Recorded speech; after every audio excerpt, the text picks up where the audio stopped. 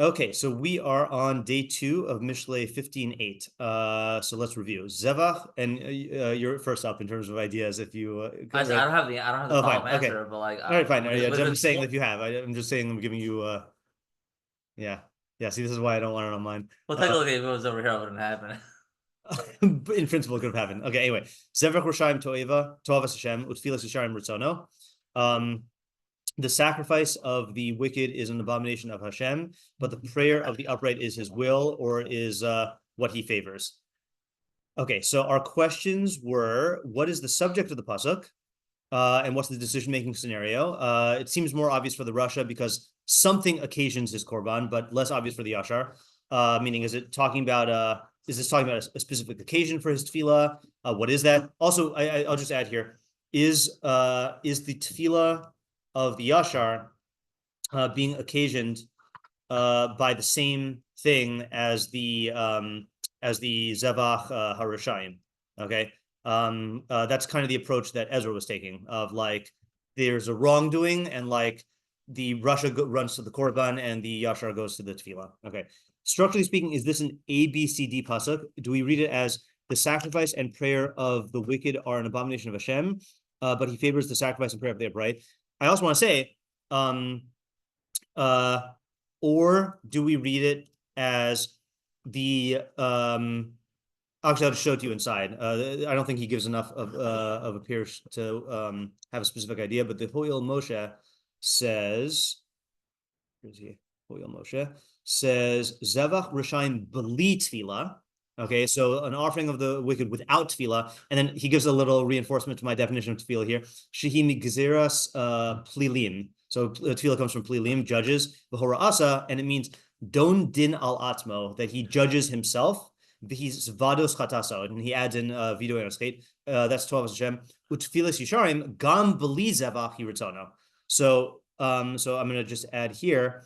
Do we read it as the sacrifice of the wicked without tefillah is an abomination of Hashem, but the tefillah of the upright, even without a sacrifice, is his favor. Okay, or do we just read it that each half is talking about a different thing, a specific thing? Yeah. Okay. 4. What is this doing in Mishlei? It sounds like something David or a Navi would say. What is the idea in the Mishlei world, or what Mishlei spin is this putting on this common idea? 5. Doesn't God want a Rasha to bring a sacrifice as part of his tshuva process? Or alternatively, if the Rasha is not engaged in tshuva, then the first half is obvious. Either way, why is a Rasha bringing a zevach? 6. What's the havmin of the pasuk as a whole, or either half? 7. What's the relationship between the zevach of the Rasha in the first half and the tefillah of the Yashar in the second half, such that both are being talked about in the same pasuk? Why not make the entire pasuk either zvachim or tefillos, about zvachim or tefillos? 8, what is meant by toeva in this context, and what is meant by ratzon? 9, what is abominable about the zevach? Is it some quality in the zevach itself, or is it the fact that the Rasha is bringing it? 10, what are the definitions of Rasha and Yashar in this context, such that they're opposites? 11, also, 11, what is it? Why specifically about a Yashar? What specifically about a Yashar makes us tefillah l'ratzon? We would expect the pasuk to say tzaddik. And then 12, according to Sadigon, who reads this pasuk as explicitly referring to the fact that God hates, he has many things he considers a toeva. This pasuk singles out one. Why? Okay, so we had a couple approaches.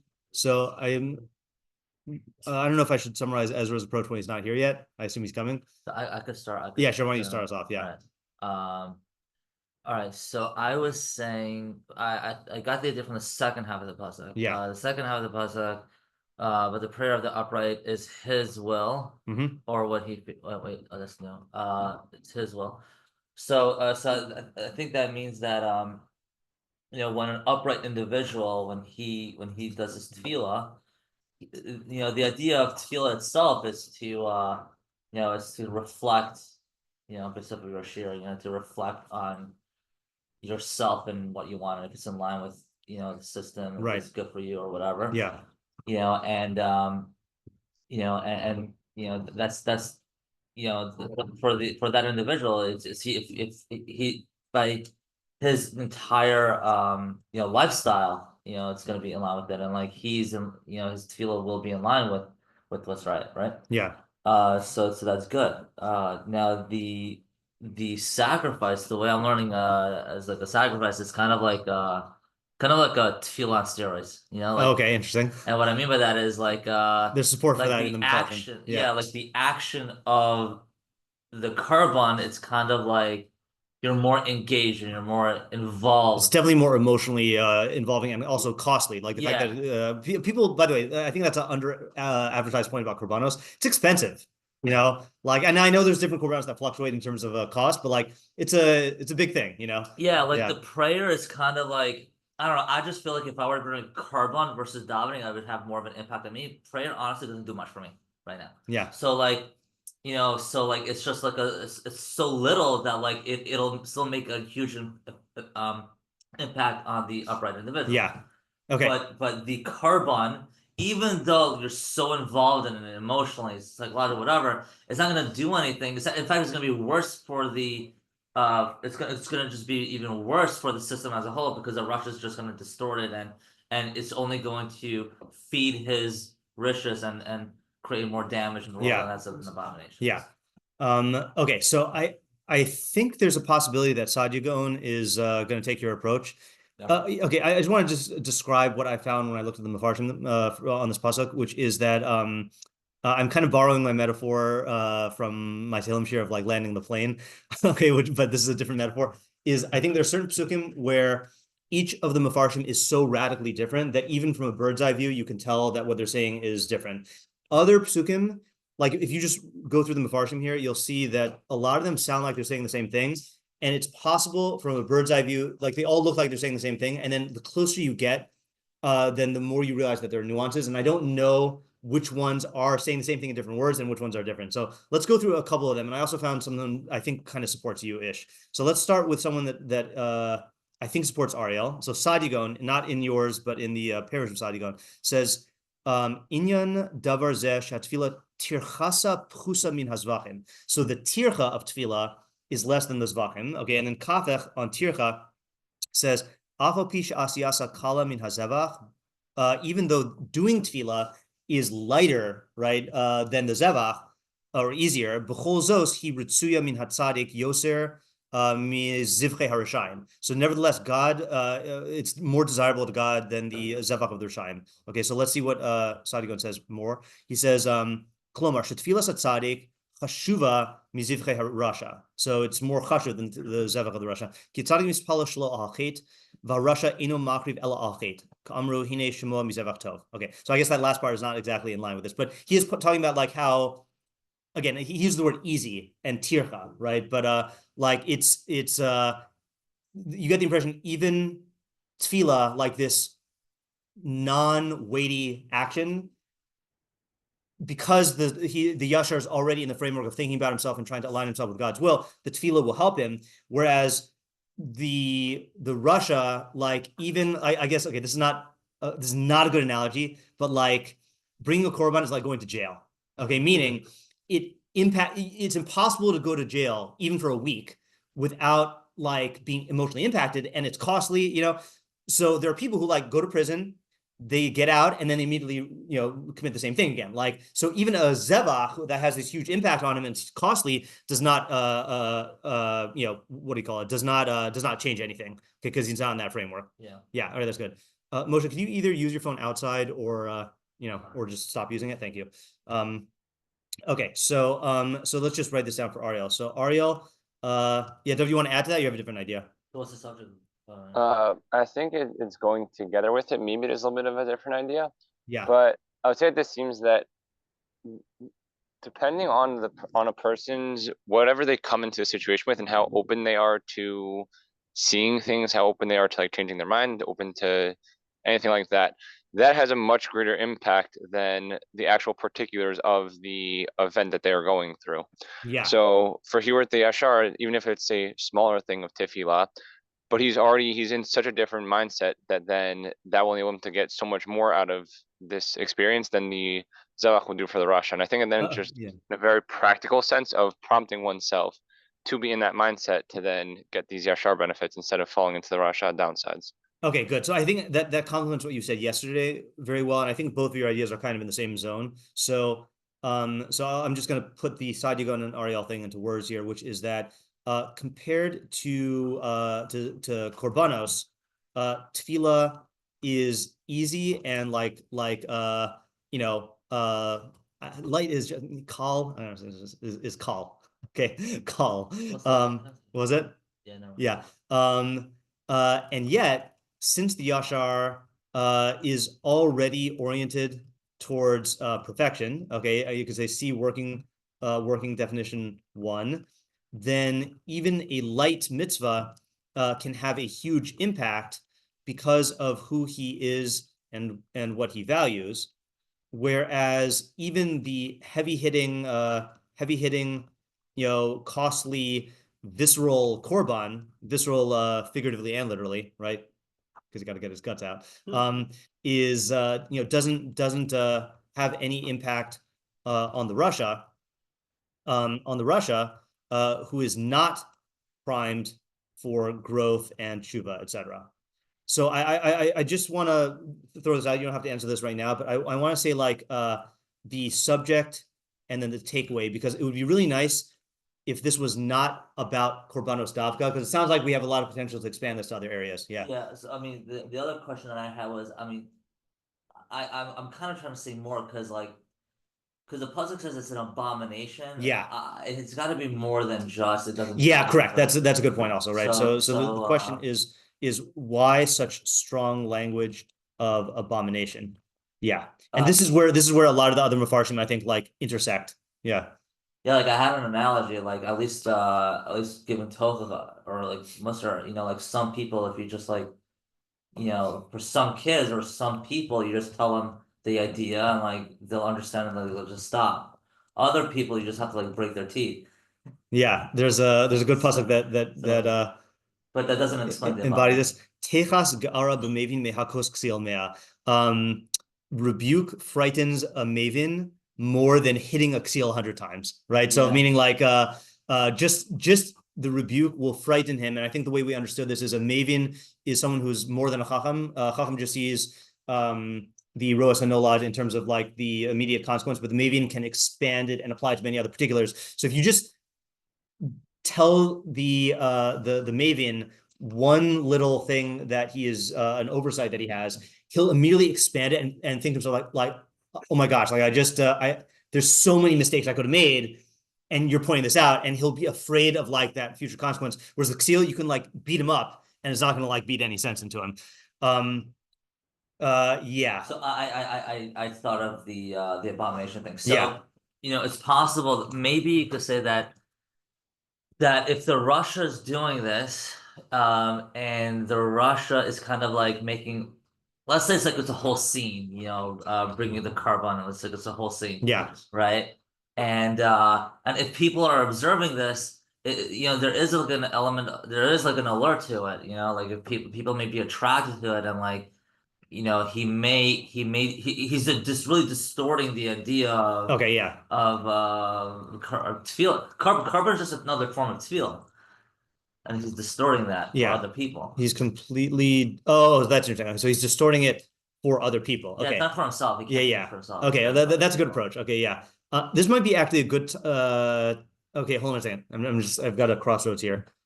Let's just really quickly formulate a universal takeaway and the subject if we can, and then I want to go into Toeva for a second. Yeah, I think David was on the right track also about like the there is a certain like priming of the self, and who's the audience also, right? We didn't ask that. Yeah. Right? Who is the intended audience? Right? It's not the Russia, and seemingly it's not the Yashar, right? So, what do you say? Yeah, it's a good question. I'll tell you one thing, which I don't think is the answer, but it's what I'm thinking about is I do think that, let's say, okay, I'll just say what I'm thinking is that I think that there are sometimes where like a parent or a teacher who is responsible for like someone else's development, they will expose the child or the student to something that is very objectively impactful, and think that that's automatically going to like have a result. And what really matters is where the person is at, who they're exposing to. I'll give an example of this, but I'm going to stop the recording. Is I think that there are, I don't know if you've ever experienced this, but there's certain times when like you'll go to a shiur, and because you're at the point where you're like on the precipice of a next level up in development, and then you hear one little idea or sentence that propels you into the next level, and the person next to you clearly is not as moved as you are, that like so much has to do with what how much the soil has been tilled ahead of time. And so it's not about the tool, it's about the person who is using the tool and their level of readiness. I feel like, again, I don't know if that's the takeaway, but that is a takeaway. Yeah, Isaac? There's two examples. Yeah. One is actually like basically exactly the thing that you're talking about. When I was younger, I want to say I was 10. Yeah. And Rebbe would give shiur on Shabbos. Yeah. And I've been insisted that I come a few times, and it just didn't do anything for me because, like my attention span was very limited at the best of times. Yeah. And my mind wasn't engaged in the same way, and so like it just did nothing for me. Yeah, that's a great example. Yeah. Yeah. Yeah, and again, it's very easy. Again, this is just a classic mistake that people make, especially parents and teachers, is you project your own level onto the person who you're teaching, or your own emotional experience onto them, and like that's just not. They can only develop from where they're at. They can't develop from where you're at. It just doesn't make any sense. Yeah. Maybe I want to say Isaac was going to say something else. Yeah. Yeah. The other example is the corporate trainings. Okay. Where like let's say Sounds like right now. Yeah. Yeah. Sounds boring. Yeah, like I think oftentimes they try to make it engaging, in one way or another. Like they're like, oh, if we come up with the right gimmick, it'll be engaging. But right. People don't come into the mindset of, okay, I'm doing this corporate training and it's going to have something valuable for me. So it's already like basically doomed from the start. I mean, I'm not saying it's impossible for them to make it for it to be successful. I'm just but like the person is predisposed to be turning away from whatever's being said. Yeah. So this can also be applied to gimmicky professional development opportunities. They can work, but if the audience isn't even interested in development, then it falls flat. Yeah. And I do think that it is the question still needs to be answered about why it's an abomination. And I think Ariel is giving a good answer, which is that for Russia, it's not an abomination. It's just like water off a duck's back, as they say. Like it's just not going to affect him, according to this interpretation. But it's an abomination because it's corrupting the institution for other people. Is that they're coming and there's this this amazing if you can imagine like if you can imagine seeing a korban, but like like if there was a thing where like anyone who went to the base of Mikdash, if the only people who were makriv korbanos for Chataim were people who it was clear they did teshuva, and this is the culminating process, it would be a very powerful experience. But if you know that the guy's going in there and then just like going back to doing the same Chataim as before, so then it just dilutes the entire experience. It weakens it for other people. All right, I want to read, again, not in relation to this idea, but I want to read my favorite definition of Toavas Hashem. I don't have an idea exactly about how to apply it here, but I think it'll help. So this is in the Sefer Chinuch on Lo Sikru V'Lugalos Erva, or as the kids say, Shomer Negia, right?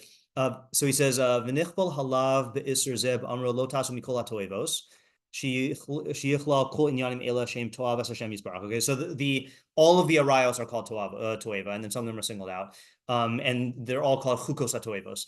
Klomar. Sha'ose osan. So what does it mean that they're toeva? Sha'ose osan. People who do them yirachik min hatova. They distance themselves. They distance themselves from the good. Umesir me alav hashgachas Hashem baruch hu, and they remove God hashgacha from them. And this is why I like the targum of Merachak kadamad Hashem. That's how he translates toeva, is that it distances you from Hashem. So it means distances you from the good and the hashgacha. Zehu perush ti'uv Hashem yisbarach b'chol makom. This is the explanation of abomination of Hashem in all places. Lefi ma sheshmadi, according to what I heard. V'gam kein ma shekasuv b'sof ha'inyan ki es kol ha'toevos ha'el asu anshe ha'aretz asher lifnechem. The end of the parsha says all of these toevos were done by the people before you, and I was disgusted by them. God saying that. Ha'inyan lomar, what does it mean God is disgusted? Shahamida meguna ma'od, that it's a very, very despicable midah. Anything that is evil and disgusting, the pasuk talks about it as though God hates it. It's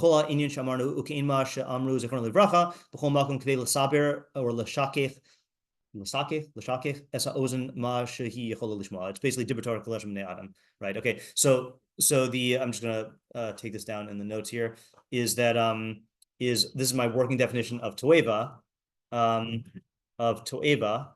which is Sefer Chinuch, is any like particularly despicable action or midah which distances you from the good and hashgachas Hashem. Yeah, Ariel. Yeah, isn't it to? Does he hate it because it's bad for the person? So that's more, the thing, yeah. Or is it because it's bad for the system as well because it'll affect other people and then everyone. Right. Okay. So both. It could be both. Yeah. So let me see if I took notes on my toeva shiur, or if I just had the sources. It looks like it's just sources. Okay. Yeah. So is that it? No, it's not. That's just the list of the things that are called toeva. Yeah. So if I remember correctly, my working definition of toeva is that the Torah uses the term toeva davka to stigmatize behavior. Okay, it's an abomination, and you see it works, right? People, I mean, unfortunately, it doesn't work consistently. Shadness is not called toeva. That was farm. Lions. Farm. Yeah. Really? Kilai behema? No, I was gonna do. If that's Shadness. That was Beged Isha. Beged Ish and Beged Isha are definitely, yeah, right. No, it's not. I'm pretty. Yeah, if you find it, let me know. That does not. I have here Arayos, especially Mishkov Zachor, which is singled out, Avodah Zarah, and especially Takrovis Avodah Zarah, and Nichush, and all the sorcery things, and Pesel. Behemoth Mea, meaning a non-kosher species, being Makriv Bal Mum, and an Esnan Zona, and a Mechir Kelev, Beged Ish, Beged Isha. I mean, I call it wife swapping, but like that because that's why it's a toeva. But like divorcing a woman, and then marrying someone else, and then divorcing that person, and then like remarrying your original wife, and then anyone who does injustice and especially unjust weights and measures. Yeah, if you find toeva, I mean, if you find a line, let me know. Yeah. So I was that.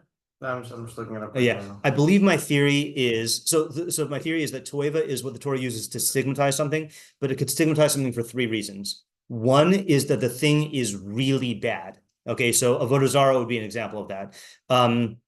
Another reason is because is because the badness and the harm is not obvious, but it corrupts the entire system. And if the behavior is allowed to proliferate, then that could lead to very, very other bad things. So I think a good example of that is I mean, it depends on how you interpret it, but I think like the cross-dressing, right, is an example of that, or being makriv b'bal mum, where there's nothing really like intrinsically bad. There's something intrinsically bad about Avodah Zarah. There's nothing intrinsically bad about, and I argue about the Arayos. I mean, according to the Rambam and Shadal and others, with the Arayos, it's not that the action is bad, but the action feeds a certain value system or erodes a certain value system. It erodes Kedusha and feeds a sort of like hedonistic, free-for-all, animalistic type thing, that if that's allowed to spread, then that's bad. Right. So the Torah has to like nip it in the bud. And then the third thing, I think the third reason it's called toeva is, or that I theorize it's called toeva, is if the action is something that people think they can get away with. And so the Torah needs to like stigmatize it to make it feel like you can't get away with this, and an example of that, I'm borrowing it kind of from all the things that are listed as curses in Kisavo, that God curses, Arur Ha'ish. Those are all actions that are done in private. And so the Torah says you're cursed because if the Torah doesn't like state that, then people are just going to do it and think they could get away with it. Right. So that's why I like your Your interpretation of it's public, because if people are publicly doing this, then yeah, for the Russia, it's not so bad because he's already doing bad. It's just not affecting him, but it's going to affect everything else. Yeah. So maybe just to finish it a little bit more. You know, now the question is, okay, fine. Like, why would someone be prone to this? Like, so I'm not fully satisfied with this answer, but if someone were to like observe the Yashar doing tefillah versus you know, like a Russia, you know, on one hand, it sounds like a pretty cool party, you know, over there with the Korbanos. Yeah. On the other hand, this guy is like very, you know, it's kind of like, what is it? It's like simple, you know, but in the end, Right. it's like It's not impressive. So the question is like, I mean, I'm just trying to find a way. Why would you be deciding one versus the other? You know, like, because otherwise, I'm just, because that's what's bothering me. Because like, I'm not sure. Because right now, I feel like the Yashar side is not really complete. Okay, so you're saying that, in other words, you're saying that your explanation of the first side has to do with the perception of this thing and the impact on other people as well, whereas that doesn't carry over to the second side. Yeah. All right, that's a good question. Yeah. All right, let's leave that on the side burner. I want to try reading. I think the Malbim is the one who says kind of like you, Ezra. So the Malbim, who you don't have in the packet, says, let me make it a little bit bigger. Zevach Rishayim Toavas Hashem Ratalomer Ikar Hazevach Ein Hanirs Mimenu Hazevach Atmo Rak Hakavana Shemaresh Mischared Al Chatav. So the essential purpose of the Zevach is not the Zevach itself, but is the demonstration of remorse over your chait. Osh ima Zevach Yizvadav Yispala Lashem B'Shvichas Nafsho Im Shvichas Dam Hazevach. That's a little nice poetic. So, or with the Zevach, you confess and are mispalel to Hashem and pour out your soul, just like you're pouring out the blood of the Zevach.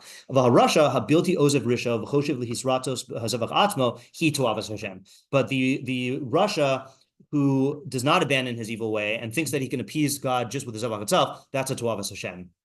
So one support is he is talking about like Tefilah as part of the process of the Korban, and you were just saying that he like it's the beginning of the process, right? I think it's it's fairly consistent. I think there was someone else who said something similar. Let's look at the Rambam. The extra point though wasn't. I just read it. I don't think it was like. Oh, sorry. Did I skip something? Oh yeah, sorry. Avah Yisharim in Srichin Zavach. Oh yeah, right. So the Yisharim don't need the Zavach. Rak Hatfila Shezeh Ritzono, just the Tefillah, which is what God wants. Vayishma Tfilasam Gam below Zavach. Yeah. So it is interesting. I mean, like the Rambam says, Akshav she'ein lanu mizbach kapara, ein lanu ela tshuva. We don't have korbanos, so all we have is tshuva. So if you believe that korbanos are essential for kapara, you would think that okay, we're screwed. Like there's nothing we can do. Really, you can do tshuva and tefillah and get all of the benefits of the korban. It's just really, really hard. So the yashar can do that on his own. Yeah. So it's not exactly like you were saying, but I think it's consistent with the model of tshuva that you were and tefillah you were saying. Let's do the Ralbag again. A lot of these seem similar. Ralbag I thought was the most verbose in a good way. Zevach HaRishayim, hine Zevach HaRishayim hu to'avas Hashem. So the only purpose of Zvachim is to cleanse yourself of sins and serve God. These guys bring korbanos without removing the wickedness, shehimbo, that they're in. The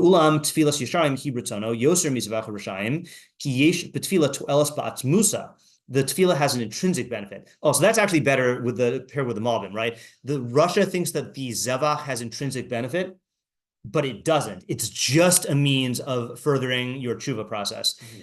The tefillah has an intrinsic benefit. And v'hatuelas b'zevach hi b'shanus al derech ha'he'ara.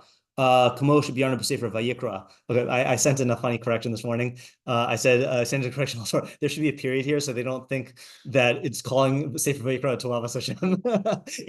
But so this is the Ralbag's approach to korbanos, which is the korbanos are like they convey ideas by way of allegory. So what you're supposed to do is you're supposed to do the korban, but you've done a pre-investigation of like what the korban is about, and you're thinking about it while you do the korban. So it's like an allegorical demonstration. or if you want to use the S word, symbolism. Okay, I know we don't like that in this yeshiva, but people don't like it for the wrong reasons. That Rav Pesach is always going off about how everyone quotes from Rebbe saying that we don't have symbolism in Judaism, and Rav Pesach says you have to understand what my father means by that. It's not what people think. Like clearly, like there are things that are symbolic, but Rebbe means they're not symbolic in the Freudian sense. But they are symbolic in the sense that you're conveying ideas. Like when you do lulav, it's Misha Arba Ruchashlo and Misha Shmaim Arshlo. If you say that that's not symbolic, then you don't understand like what symbolism is. Okay, anyway, rant over. Okay, Hine Derech Rasha Hu Toavas Hashem Ki Hu Dorech Ba El Haresha B'Milos Uvidea. So I think you translate this as the derech of the Rasha is an abomination to Hashem because he treads on it towards Resha in Midos and Deos, meaning that he uses the korban. I think he's saying that he uses the korban. Not only does he not use the korban for its intended purpose, but like we were saying, I think someone was saying yesterday, he utilizes it to either like bribe God for doing what he was already doing, the rishus he's already doing, or like he thinks that you could just get the report card changed, like it's just a matter of like a point system, or he does it to demonstrate that he's really being religious, but really he's like wicked inside. So he's using it to further his rishus.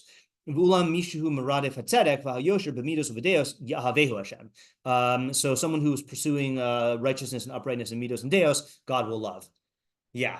Okay. So what do we see from here? Again, this overlaps a lot of what we said, but what's the essential idea according to the Ralbag or the subject? He does frame it in terms of like misunderstanding the nature of the tool, right? That a korban is a means to an end and has no intrinsic benefit. And the Rasha relates to it as if it does have an intrinsic benefit. And the Tefilah has an intrinsic benefit. And that's what the Yashar can use. And I think there's like an implied kol shekain. Kol shekain, he's going to use the Zevach in the right way. And then the reason why it's a Toeva for the Rasha is because he makes it, it's funny, it's almost a contradiction. He relates to it as if it's an end in and of itself, structurally, but then he uses it to further his evil ends, which makes it a Toeva. It's like it's a subversion of the entire institution. Yeah, let's do another one just later on. Oh, you know what? I think the Metzudas just gives the most simple thing. Toavas Hashem kish adayin lo shava mi risham mi. I assume it's supposed to be risham. Does yours say risham? Yeah. Yeah. Okay, so let me just do my citizenship duty here. Okay, so mi risham. Yeah. Annoying. Send. Okay. Yeah. Okay. So he says. Okay, so that's also saying that they have to be mispalel about forgiveness. That's like also supporting what you're saying. So it's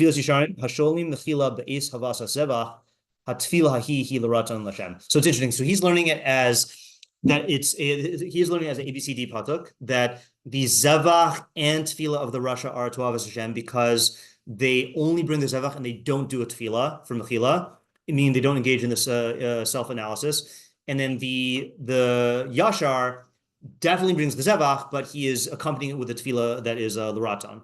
Yeah. So I think that's also a good way to say what you were saying. Yeah. Okay. Let's do, who else do we want to do here? So the Meiri learns this as a, hold on, I didn't open the file. Mishlei 15. Meiri learns this as a cluster of psukim, which this is the first of the many. What did I just do? I just locked my screen. Okay. Oh,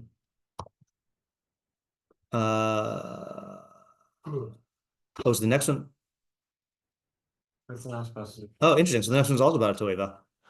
Nice. Okay, fine. Yeah. So the Meiri does learn this as a cluster of psukim. We can read what he says about this one. I don't know if this is going to help. Kol elu hapsukim nimshachim l'inyan amar shev zevach harushaim im heyos bo hotzav amal. So even though that's like sadigon, even though it has expenditure and tircha, like toil, hu toavas Hashem, achar she'ein hakavana nivcheres, because the kavana is wrong. V'hodia she'ein hakavana harishona mimenu b'korban, the primary kavana is not in the korban. Umi yitein shelo yechata ha'adam v'lo yitzar the korban. If only person wouldn't sin and wouldn't need a korban. Kamamar lo al zivchacha ochichecha. Hine shemoa mizavach tov. So all these pasukim in the Nevi'im about obedience is better than Korbanos. Ki kol derech resha to avos Hashem. Okay, so he ties it to the next pasuk. So let's stop that now. Okay, I think the Sefer Chuka, that's the Radak's father, has an interesting one. Zevach Rishaim zivcham utfilasam. There's zevach and their tefillah. V'chein amar gam tefillas atoeva b'avush ma'asem harayim v'yisharm tefillasam uzvacham. No, this is not the one. Was it the Rid? Klomer afilu hamasi matovim she'oseh harasha heim to'eva livnei Hashem.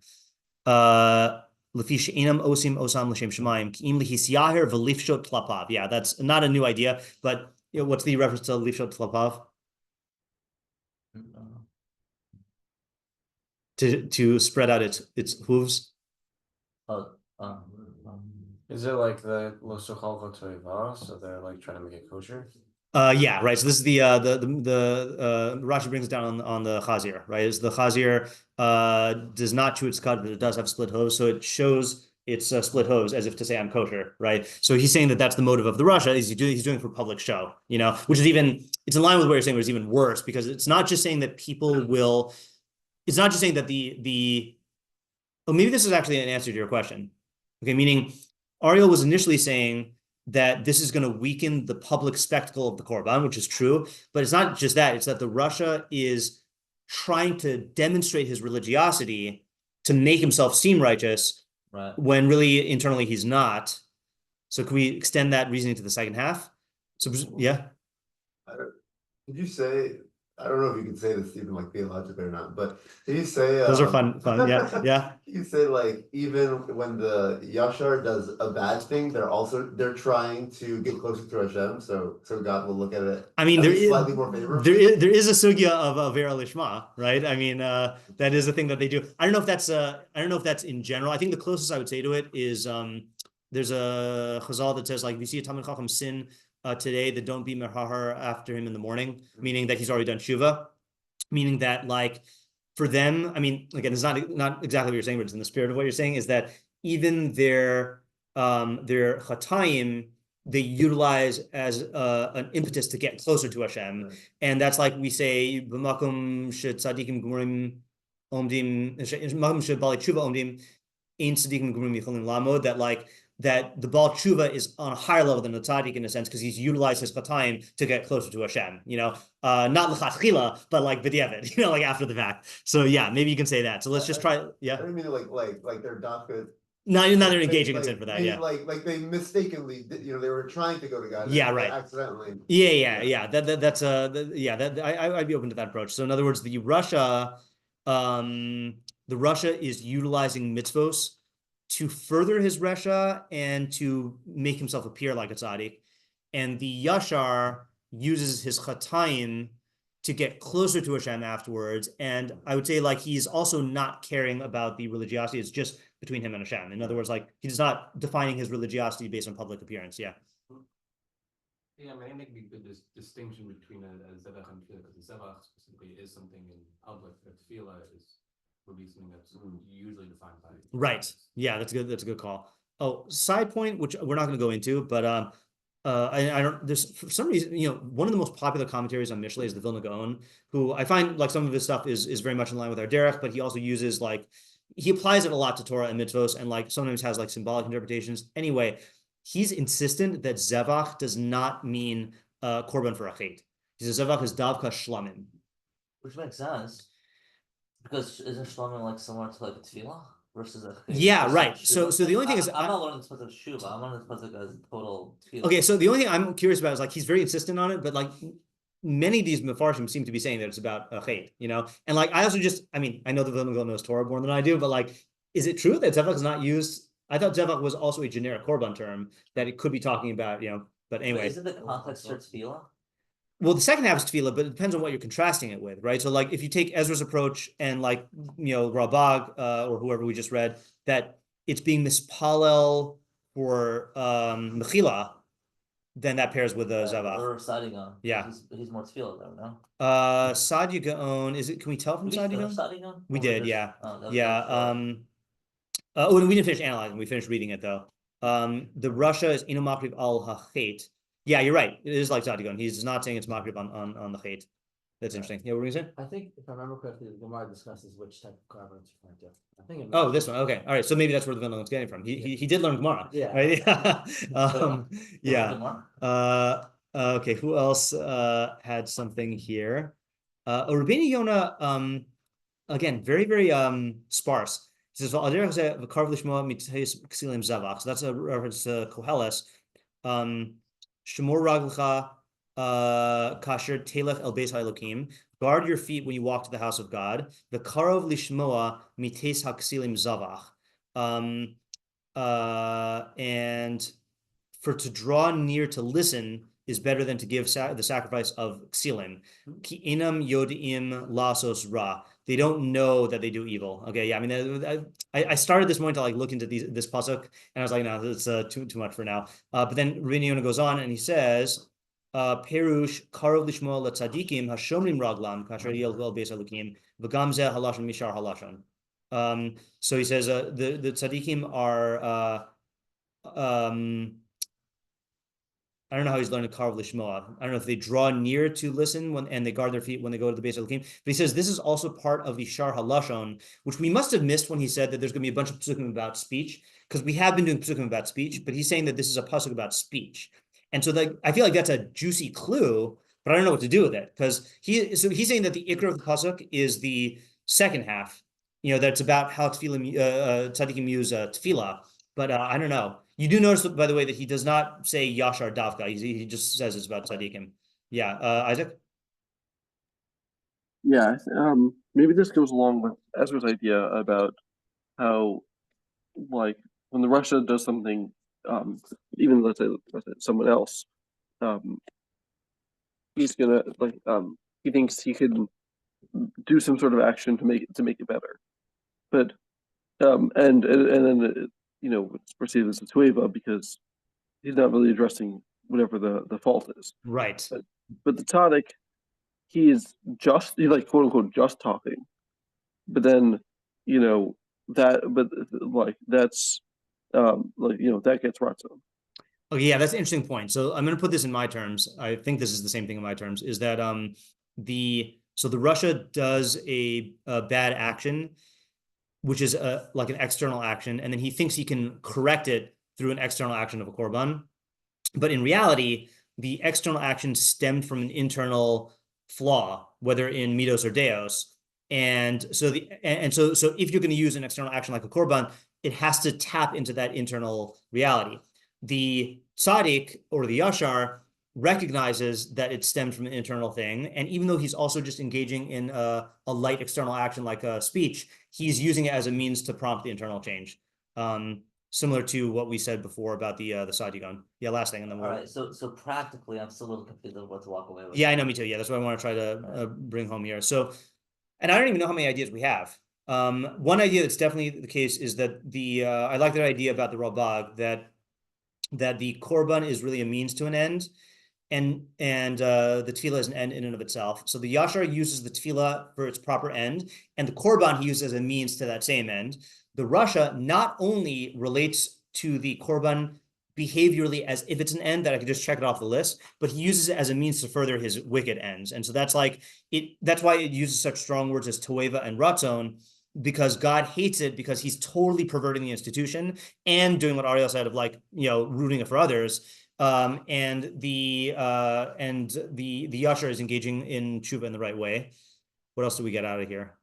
And then we have the idea of the Sadigon's idea is that even a very visceral, powerful action will not change someone who is not primed for change. It could be the best tool, but if you're not ready for it, or you're not going to have the right attitude towards it, and it's not going to have any effect. Whereas something very, very little, like saying a tefillah or saying even a bracha or whatever, can effect fundamental change if that's who you are and that's what your trajectory is. I think those are two good takeaways, but there's probably more. Okay, let's stop for today. And reminder, next week, no Mishlei on Wednesday, Thursday.